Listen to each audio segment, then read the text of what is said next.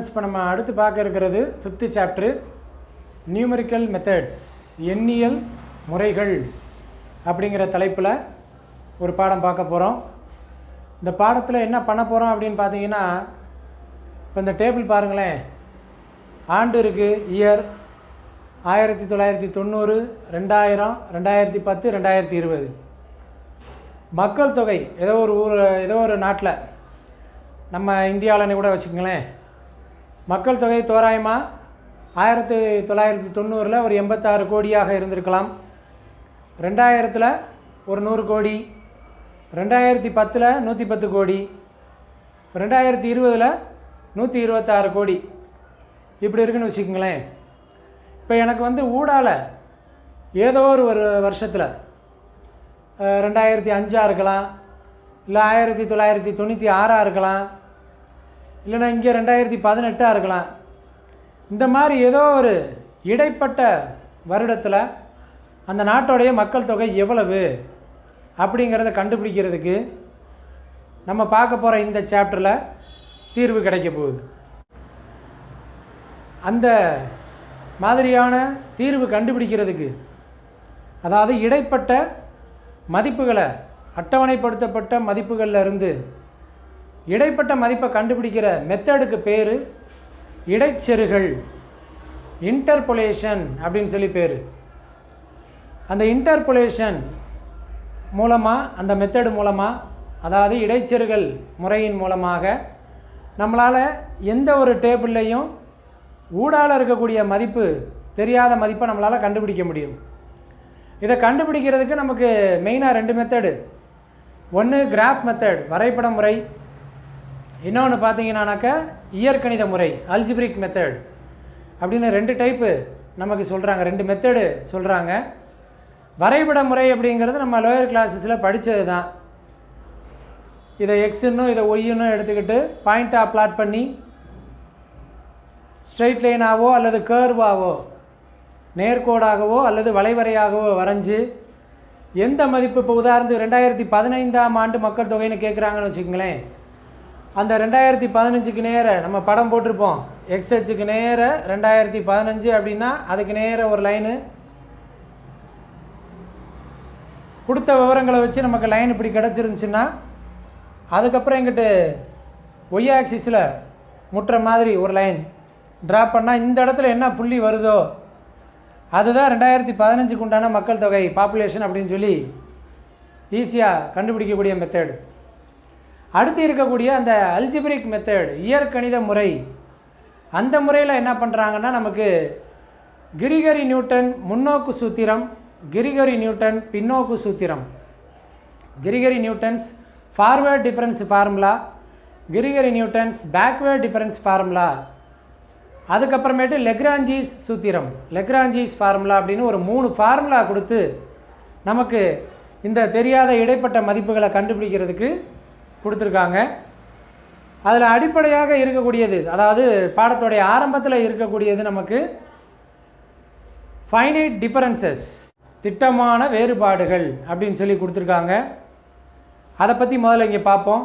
அதுக்கப்புறம் தான் நமக்கு அந்த கான்செப்டை யூஸ் பண்ணி சூத்திரங்களை பிரதியிட்டு தெரியாத மதிப்பை கண்டுபிடிக்கிற முறை இருக்குது. ஸோ முதல்ல இருக்கக்கூடிய அந்த திட்டமான வேறுபாடு அப்படின்னா என்ன? ஜென்ரலாக அட்டவணையிலேருந்து நமக்கு 1990னா அதை x0ன்னு பேர் வச்சுக்கலாம், 2000 x1, 2010 x2, 2020 x3, இன்னும் அடுத்து இப்படியே மதிப்புகள் இருந்தால் x4, x5, xn அப்படின்னு n மதிப்புகள் கொடுத்துருந்தாங்கன்னா அப்படி பேர் வச்சுக்கலாம். இதவே வேறு மாதிரி எப்படி எழுதலாம்? x0 முதல் மதிப்பு x0 அப்படியே தான். 2000 எப்படி எழுதிக்கலாம்? இந்த 1900 + 10, அதாவது x0 + 10, ஏன்னா இதை விட 10 வருஷம் கூட இல்லையா, அதனால். அடுத்து 2010 எப்படி எழுதலாம்? x0 + 1990 + 2 × 10 எழுத முடியும். ஆக இந்த ஃபஸ்ட்டு இருக்கக்கூடிய 1990 பேஸ் பண்ணி நம்மளால் என்ன செய்ய முடியும்னா, அட்டவணையில் இருக்கிற எல்லா மதிப்புகளையும் எழுத முடியும்.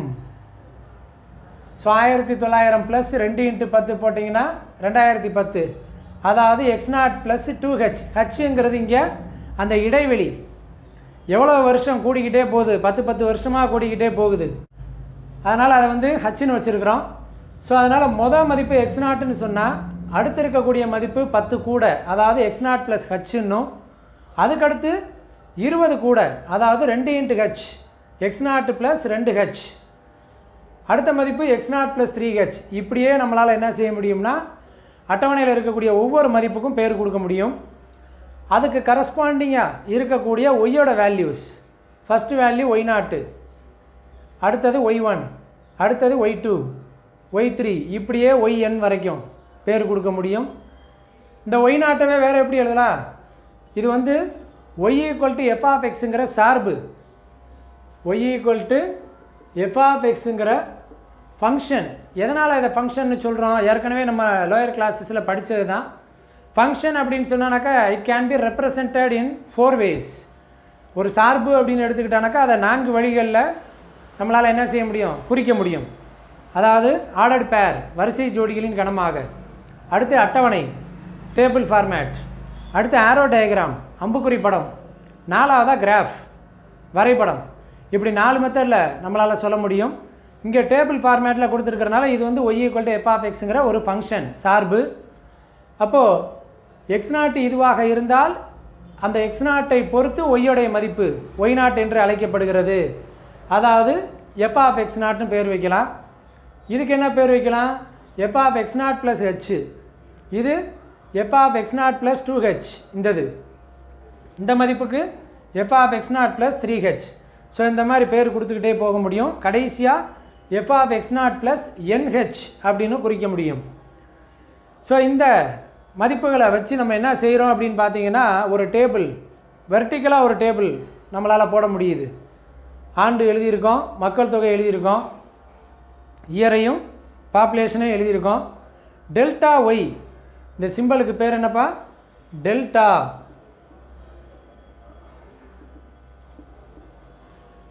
டெல்டா ஒய் அப்படின்னா என்ன? y1 - y0,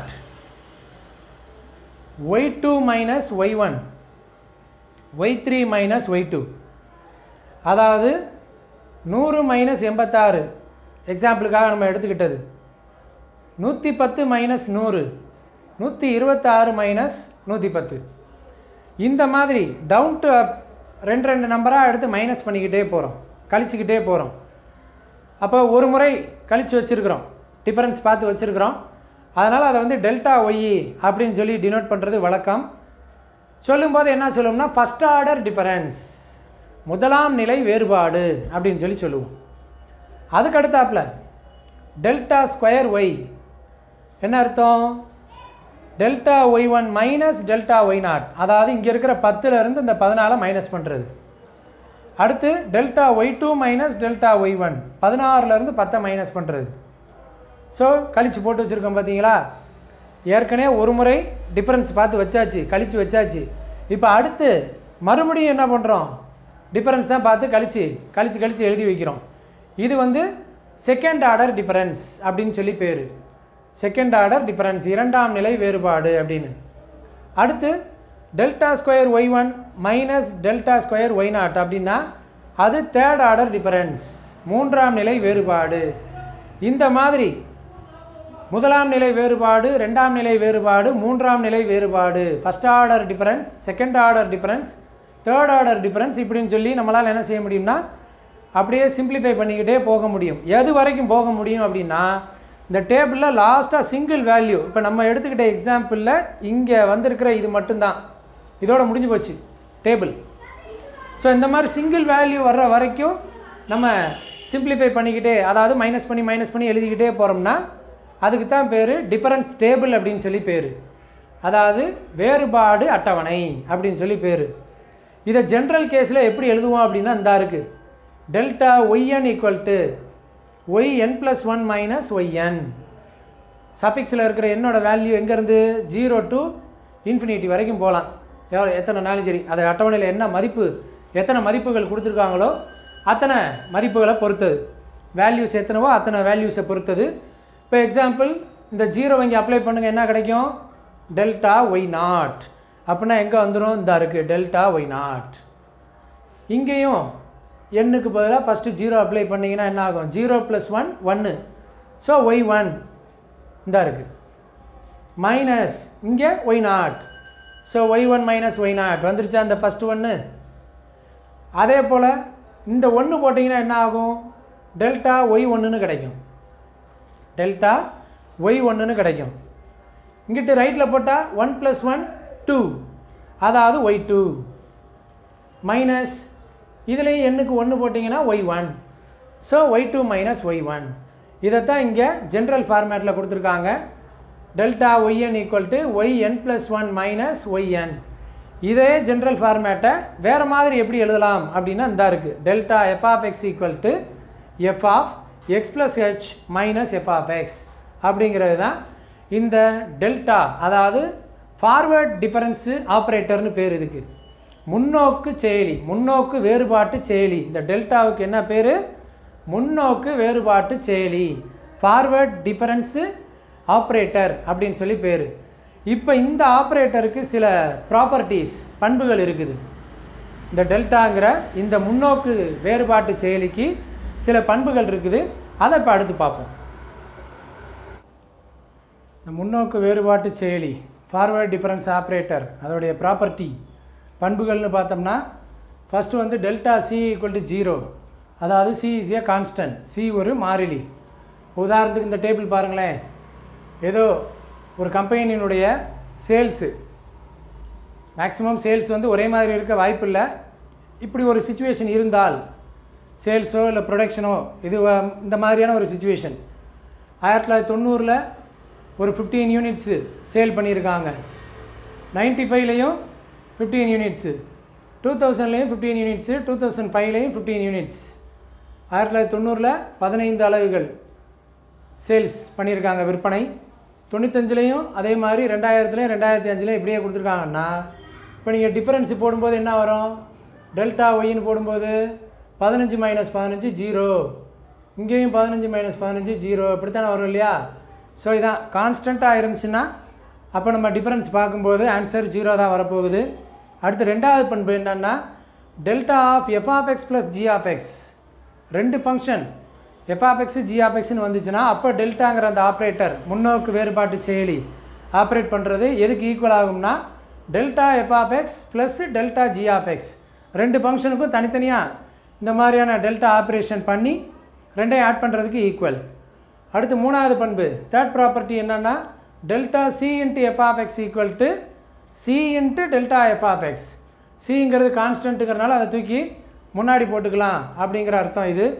நீ அடுத்து சில முடிவுகள், ரிசல்ட்ஸ்னு பார்க்கும்போது இது வந்து அல்ஜிப்ரா கான்செப்ட் முதது, அதாவது நம்ம படித்தது a(m × a(n) அப்படின்னு சொன்னாக்கா பேஸ் சேமாக இருக்கிறனால பவர் ஆட் பண்ணுவோம் பார்த்தீங்களா, அடிமானம் பொதுவாக இருக்கிறனால அடுக்க கூட்டுவோம்ல, அதுதான் இந்த ஃபஸ்ட்டு ரிசல்ட்டு. ரெண்டாவதும் மூணாவதும் டிஃபரன்சியேஷனில் நம்ம பார்த்த மெத்தட் மாதிரி. டிஃபரன்சியேஷனில் என்ன பார்த்துருக்கோம் நம்ம? uv whole dash = uv' + vu' அப்படின்னு பார்த்துருக்கோம். அதே போல் தான் இந்த second result, delta f(x × g(x), ரெண்டு ஃபங்க்ஷன் ப்ராடக்டில் இருக்குது. இங்கேயும் அதே தான், இங்கே டேஷ் இருக்குது, இங்கே அதுக்கு பதிலாக டெல்டா இருக்குது. அப்போ என்ன செய்யணும்? uv' ஃபஸ்ட்டு ஃபங்க்ஷனை வச்சுக்கிட்டு செகண்ட் ஃபங்க்ஷனுக்கு டெல்டா g(x) ப்ளஸ் g(x) வச்சுக்கிட்டு டெல்டா f(x). ஸோ இந்த ப்ராப்பர்ட்டி வந்து டிஃபரன்சியேஷனில் ப்ராடக்ட் ரூல், வகையிடுதலில் பெருக்கல் விதியின்படி வரக்கூடியது. அதே போல் இந்த லாஸ்ட் தேர்டு பண்பு, தேர்ட் ரிசல்ட் என்னன்னு பார்த்தோம்னா, டெல்டா f(x / g(x), இது எதன்படி வரக்கூடியது அப்படின்னா u/v the whole dash, அதாவது vu' - uv' / v², இந்த ஃபார்மேட்டில் வரக்கூடியது. பாருங்களேன், g(x) × delta f(x) minus f(x) × delta g(x), பையில் வந்து g(x) × g(x + h), கிட்டத்தட்ட இதே பேட்டர்னில் தான் வருது. ஸோ இந்த மூணு பண்புகள் ப்ளஸ் 3 ரிசல்ட்ஸ் டெல்டா சம்மந்தப்பட்டது நம்ம இப்போ தெரிஞ்சுக்கிறோம். நீ அடுத்து வந்து பேக்வேர்ட் டிஃபரன்ஸ் ஆப்ரேட்டர் அப்படின்னு சொல்லக்கூடிய பின்னோக்கு வேறுபாட்டு செயலி, அதுக்குண்டான சிம்பிள் வந்து நெப்லா. அதை பற்றி இப்போ பார்ப்போம். பின்னோக்கு வேறுபாட்டு செயலி பேக்வேர்ட் டிஃபரன்ஸ் ஆப்ரேட்டர், அதை வந்து நெப்லாங்கிற சிம்பிளில் டினோட் பண்ணுறோம். ஸோ போன மாடலில் பார்த்தது போலவே ஃபார்வேர்ட் டிஃபரன்ஸுக்கு பார்த்தது போலவே டேபிளில் எக்ஸு ஒய் வேல்யூ கொடுத்துருக்காங்கன்னு சொன்னால் நெப்லா ஒய், அதாவது ஃபஸ்ட் ஆர்டர் டிஃபரன்ஸ் எப்படி பார்க்குறோம்னா nabla y one equal to இந்த y one minus y naught, nabla y two equal to y two minus y one, nabla y three equal to y three minus y two. அதுக்கப்புறம் second order difference இரண்டாம் நிலை வேறுபாடு nabla square y அப்படின்னா nabla square y two equal to nabla y two minus nabla y one. அதே nabla square y three அப்படின்னாக்க nabla y three minus nabla y two. இதிலேருந்து இதை minus பண்ணுறது first answer, இதிலேருந்து இதை மைனஸ் பண்ணுறது second. ஃபைனலாக நெப்லா கியூப் ஒய் அப்படின்னா நெப்லா கியூப் ஒய் த்ரீ. இங்கே பார்த்தீங்கன்னா நெப்லா ஒய் ஒன் வரும், அடுத்து நெப்லா ஸ்கொயர் ஒய் டூ வரும், அடுத்து வந்து நெப்லா கியூப் ஒய் த்ரீன்னு வரும். ஈக்குவல் டு போட்டோம்னா இதிலேருந்து இதை மைனஸ் பண்ணுறது nabla square y three minus nabla square y two அப்படின்னு சொல்லி இதை ஜென்ரலைஸ் பண்ணி இங்கே கீழே கொடுத்துருக்காங்க. நெப்லா ஒய்என் ஈக்குவல் டு அப்படின்னா y n minus y n minus one அப்படின்னு சொல்லி ஃபஸ்ட்டு நெப்லா ஒய்என் அப்படின்னா ஃபஸ்ட்டு டிஃபரன்ஸுக்கு என்னோட வேல்யூ 1 2 3ன்னு போகுது. சப்போஸ் என்னோட வேல்யூ 1 போட்டிங்கன்னா என்ன ஆகும், நெப்லா ஒய் ஒன் அப்படின்னு கிடைக்கும். இங்கே y one minus y one minus ஒன்னா 0, அதாவது ஒய் நாட் வந்துடும். Nabla square y n equal to nabla y n minus nabla y n minus one. இதில் அப்ளை பண்ணிங்கன்னா 2 அப்ளை பண்ணி பாருங்கள் எண்ணுக்கு. என் nabla y two minus nabla y two minus one ஒன்றுன்னு வந்துடும், அதாவது நெப்லா ஒய் ஒன்றுன்னு வந்துடும். Nabla cube y one y n, அதாவது நெப்லா கியூப் ஒய் த்ரீ. 3 போட்டிங்கன்னா என்ன வரும், nabla square y three minus nabla square y three minus one 2. So இதிலேருந்து இதை மைனஸ் பண்ணுறது. இது எல்லாத்தையுமே மொத்தத்துக்கு ஜென்ரலைஸ் பண்ணி எப்படி எழுத முடியுது அப்படின்னு பார்த்தீங்கன்னா nabla f of x equal to f of x minus f of x minus h அப்படின்னு சொல்லி எழுத முடியும். அங்கே எப்படி எழுதணும், delta f of x equal to f of x plus h minus f of எக்ஸ்ன்னு எழுதணும் இல்லையா டெல்டாவுக்கு. இதே போல் நெப்லாவுக்கு எப்படி எழுதலாம்னா nabla f of x equal to f of x minus f of x minus ஹெச்னு எழுதலாம். இவ்வளவு நேரம் நம்ம பார்த்த டேபிள் படி அதை பூரா அப்படியே சிம்பிளிஃபை பண்ணி எழுதினோம்னா டெல்டா நெப்லா ரெண்டுக்குமே இந்த மாதிரி கன்சாலிடேட்டட் ரிசல்ட் கொடுக்கலாம். அதாவது டெல்டா எஃப் ஆஃப் எக்ஸ்னா f of x plus h minus f of x அப்படிங்கிறது ஜென்ரல் ரிசல்ட்டு. அதே நேரம் delta f of x plus ஹெச்னா f of x plus two h minus f of x plus ஹெச்னு எழுதலாம். Delta f of x plus two ஹெச்னா f of x plus three h minus f of x plus two ஹெச்னு எழுதலாம். Delta f of x plus three ஹெச்னா f of x plus four h minus f of x plus three ஹெச்னு எழுதலாம். இதில் பார்த்தீங்கன்னா இந்த f of எக்ஸ்னா இங்கேயே எஃப் ஆஃப் எக்ஸ் இருக்கும், எஃப் ஆஃப் எக்ஸ் ப்ளஸ் ஹெச்னா கடைசிலே அதான் இருக்கும், f of x plus two ஹெச்னா கடைசிலே f of x plus two h, f of x plus three ஹெச்னா கடைசிலே f of x plus three h. முன்னாடி வந்து எக்ஸு மட்டும் இருக்கிற இடத்துல ஒரு ஹெச் சேருது, ஒரு ஹெச் இருந்தால் 2 ஹெச்சாக மாறுது, 2 ஹெச் இருந்தால் 3 ஹெச்சாக மாறுது, 3 ஹெச் இருந்தால் 4 ஹெச்சாக மாறுது. இவ்வளவு தான் டிஃபரன்ஸு. இதனுடைய ஜென்ரல் ஃபார்மேட் இங்கே இருக்குது. Delta power k f of x equal to delta power k minus one into f of x plus h minus delta power k minus one f of x. இப்போ உதாரணத்துக்கு கேயோட value 2 போட்டோம்னா delta square f of x equal to இங்கேயும் delta f of x plus h minus delta f of எக்ஸ்னு கிடைக்கும். Second order difference டேபிளில் இருந்து நம்ம தெரிஞ்சுக்கிறது. தேர்ட் ஆர்டர் டிஃபரன்ஸ் மூன்றாம் நிலை வேறுபாடு. இது இரண்டாம் நிலை வேறுபாடு, இரண்டாம் நிலை முன்னோக்கு வேறுபாடு, இது மூன்றாம் நிலை முன்னோக்கு வேறுபாடு. செகண்ட் ஆர்டர் ஃபார்வர்ட் டிஃபரன்ஸு, இது third order forward difference. Delta cube f of x equal to delta square f of x plus h minus delta square f of x அப்படின்னு சொல்லி கிடைக்கும். இதே நெப்லாவுக்கு வந்தீங்கன்னா நெப்லாவுடைய general formula nebula f of x equal to f of x minus f of x minus h. So இதில் எக்ஸுக்கு பதிலாக எக்ஸ் ப்ளஸ் ஹெச்சுக்கு போட்டிங்கன்னா இங்கேயும் எக்ஸ் ப்ளஸ் ஹெச் போடுவீங்க. இங்கே பாருங்களேன், இந்த இடத்துல எக்ஸ் ப்ளஸ் ஹெச் போட்டால் என்ன ஆகும், ஹெச் கேன்சல் ஆகி எஃப் ஆஃப் எக்ஸ்னு கிடைக்கும். ஸோ அதான் இந்த ஃபஸ்ட்டு. அடுத்து nabla f of x plus 2h அப்படின்னு போட்டோம்னா இதில் எஃப் ஆஃப் எக்ஸ் ப்ளஸ் ஹெச்னா f of x plus h மொதல் இடத்துலேயே வருது. இங்கே என்ன இருக்கோ அது அப்படியே வருது. எஃப் ஆஃப் எக்ஸ் ப்ளஸ் 3hம் அப்படியே வருது. லெஃப்டில் பூரா முன்னாடி நெப்லா வந்துடுது. இங்கே அந்த டேர்ம் மட்டும் தனியாக வந்துட்டு மைனஸில் ஒவ்வொரு ஹெச்சு இல்லாமல், அதாவது ஒவ்வொரு ஹெச்சு குறையும். இங்கே வந்து ஒரு ஹெச்சு குறைஞ்சின்னா எஃப் ஆஃப் எக்ஸ், இங்கே ஒரு ஹெச்சு குறைஞ்சின்னா f of x plus h, இதில் ஒரு ஹெச்சு குறைஞ்சின்னா f of x plus 2h. So இதனுடைய ஜென்ரல் ஃபார்மேட் இந்த இருக்குது. Nabla power k y n equal to nabla power k minus 1 y n minus nabla power k minus 1 y n minus 1. என்னோட value 1 2 3ன்னு போகக்கூடியது. கேக்கு value apply பண்ணோம்னா 2ன்னு அப்ளை பண்ணும்போது nabla square y n equal to இதில் apply பண்ணால் என்ன ஆகும், 2 மைனஸ் 1 1 தான் வரும். ஸோ நெப்லா ஒய்என் மைனஸ் இங்கேயும் nabla 2 minus 1 1 y n minus 1. Nabla cube ஒய்என்னா nabla square y n minus nabla square y n minus 1. So இதுதான் இதுக்கு முன்னாடி நம்ம டேபிள்லையும் பார்த்தோம். அதனுடைய கன்சால்டேட் ஃபார்ம் தான் இது. ஸ்டூடெண்ட்ஸ், இப்போ அடுத்து வந்து நமக்கு இருக்கிறது ஷிஃப்டிங் ஆப்ரேட்டர், இடப்பெயர்வு செயலி அப்படின்னு சொல்லி கொடுத்துருக்காங்க. இ அப்படிங்கிற லெட்டர் யூஸ் பண்ணி. ஏன்னா நம்ம வந்து டெல்டாவுக்கு ட்ரையாங்கிள் சிம்பிள் யூஸ் பண்ணுறோம், நெப்லாவுக்கு ட்ரையாங்கிளை தலைகீழாக போட்ட மணிக்கு சிம்பிள் யூஸ் பண்ணுறோம்.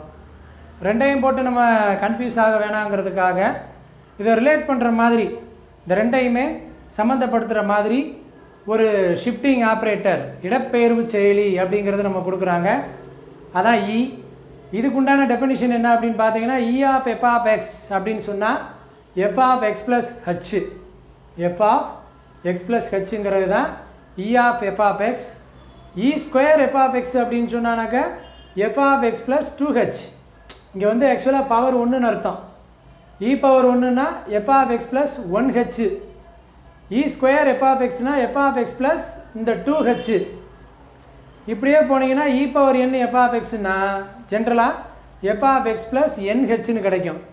இப்போ இதுக்குண்டான ப்ராப்பர்ட்டிஸ், பண்புகள் அப்படின்னு சொல்லி பார்க்கும்போது ஃபங்க்ஷன் ஃபுல்லாக ப்ளஸில் என் ஃபங்க்ஷன்ஸ் இருக்குது, என் சார்புகள் கூட்டலில் இருக்குதுன்னு சொன்னால் ஆப்ரேட்டர் இ, ஷிஃப்டிங் ஆப்ரேட்டர், இடப்பெயர்வு செயலி இ ஆப்ரேட் பண்ணோம்னா ஒவ்வொரு ஃபங்க்ஷனுக்கும் தனித்தனியாக ஆப்ரேட் பண்ணி ப்ளஸ் பண்ணுறதுக்கு ஈக்குவல்.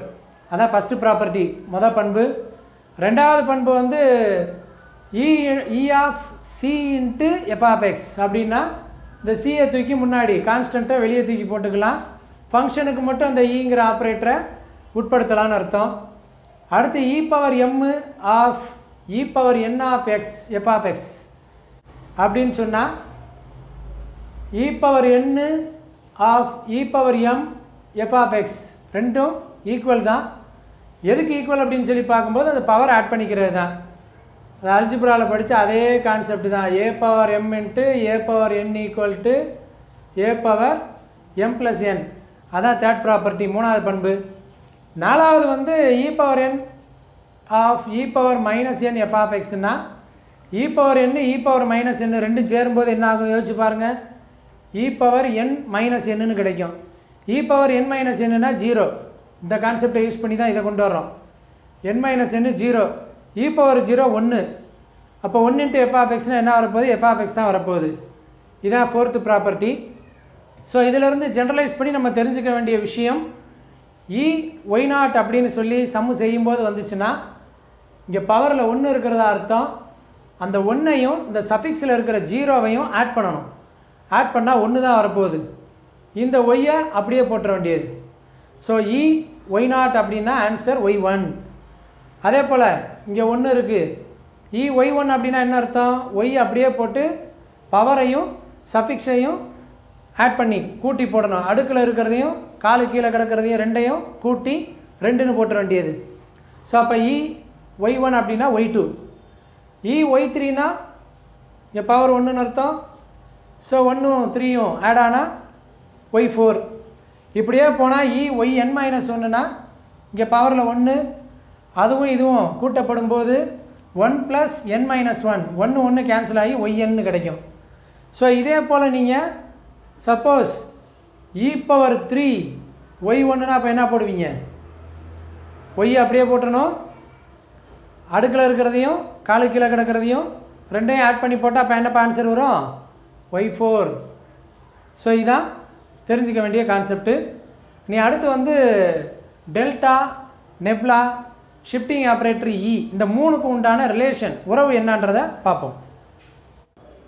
ஸ்டூடெண்ட்ஸ், நம்ம ஷிஃப்டிங் ஆப்ரேட்டர் பார்த்த போது இந்த e⁻n f(x) = f(x + nh) அப்படின்னு ஒரு ஜென்ரல் ரிசல்ட் கிடச்சிது பார்த்தீங்களா? இதோடு சேர்த்து இந்த ரிசல்ட்டும் கிடைக்கும். e⁻n f(x) = f(x - nh) அப்படிங்கிற ரிசல்ட்டும் உண்டு. இடப்பெயர்வு செயலி இ பார்க்கும்போது இந்த பொதுவான ரிசல்ட்டோட சேர்த்து e⁻n f(x) = f(x - nh) அதுவும் கிடைக்கும். ஸோ இப்போ ஏற்கனவே பார்த்த விஷயங்களை வச்சு டெல்டா, நெப்லா, இ இந்த மூணுக்கு உண்டான ரிலேஷன் என்ன அப்படின்னு சொல்லி பார்க்க போகிறோம். அதில் ஃபஸ்ட்டு பார்த்தீங்கன்னா டெல்டா = e-1 அப்படிங்கிறது ப்ரூஃபு. டெல்டா முற்றிலும் சமம் e-1க்கு, கம்ப்ளீட்லி ஈக்குவல் டு e-1. அதை ப்ரூவ் பண்ணுறதுக்கு லெஃப்ட் ஹேண்ட் சைடு எடுக்கிறோம். ஃபங்க்ஷன் வேணுங்கிறதுக்காக f(x) சேர்த்துருக்கோம். டெல்டா f(x)க்கு உண்டான ஃபார்முலா f(x + h - f)(x). லெஃப்டில் டெல்டா f(x) அப்படியே இருக்குது. இந்த f(x + h)க்கு பதிலாக இடப்பெயர்வு செயலி இ ஷிஃப்டிங் ஆப்ரேட்டரு e(f(x) அப்ளை பண்ணலாம், -f(x). இங்கேயும் f(x) காமனாக இருக்குது. ப்ராக்கெட்டுக்குள்ளே அப்போ e-1 வரும். ரெண்டு சைடுமே f(x)ஐ எலிமினேட் பண்ணிட்டோம்னா, நீக்கிட்டோம்னா டெல்டா = e-1. அதிலிருந்து e ஈக்குவல்ட்டுன்னு போட்டிங்கன்னா அந்த -1கிட்ட வந்து e = டெல்டா +1, அதாவது 1 + டெல்டான்னு கூட சொல்லலாம். இதுதான் ஃபஸ்ட்டு ரிலேஷன். ரெண்டாவது எடுத்துக்கிட்டிங்கன்னா காமிடேட்டிவ் ப்ராப்பர்ட்டி, பரிமாற்று பண்பு e டெல்டா = டெல்டா இ. அதுக்கு லெஃப்ட் ஹேண்ட் சைடு எடுத்துருக்கோம். e of delta f(x) = delta f(x)க்கு உண்டான டெஃபினிஷன் f(x + h - f)(x). அடுத்த ஸ்டெப்பில் இந்த பண்பை பயன்படுத்தியிருக்கோம். ஃபங்க்ஷன்ஸ் பூரா ப்ளஸ்லேருந்து வெளியே இ ஆப்ரேட்டர் இருந்தால் ஒவ்வொன்றுக்கும் ஒவ்வொரு ஃபங்க்ஷனுக்கும் தனித்தனியாக ஆப்ரேட்டர் ஈயை ஆப்ரேட் பண்ணலாம் அப்படின்னு சொல்லி பார்த்துருக்கோம் பார்த்தீங்களா? முதல் பண்பு.